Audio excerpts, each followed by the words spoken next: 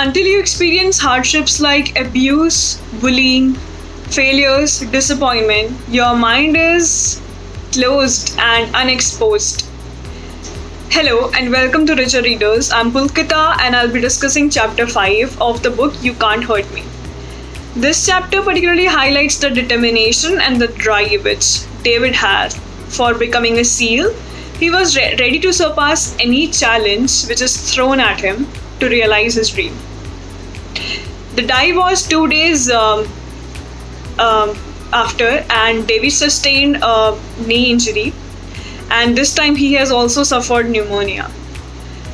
But he decided not to quit and fight till the end. After sufficient medication, he was able to breathe, but he could not bend his right leg, which was a problem.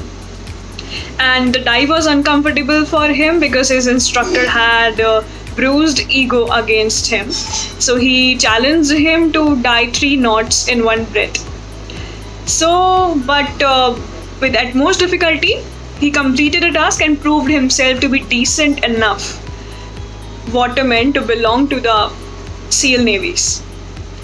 David successfully completed the challenge, but unfortunately he harmed his recovering knee and his kneecap got fractured. He was sent to home, but he was certain that he would be called again.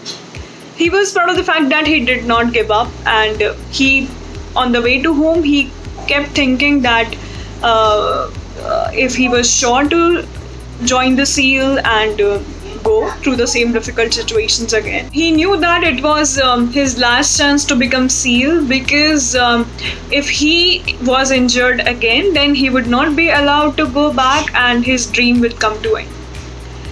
During his stay in Chicago, he kept seeing his ex-wife Pam, and he eventually got her pregnant, but he was very shocked because she was not love of his life, and he was not financially stable to raise a child.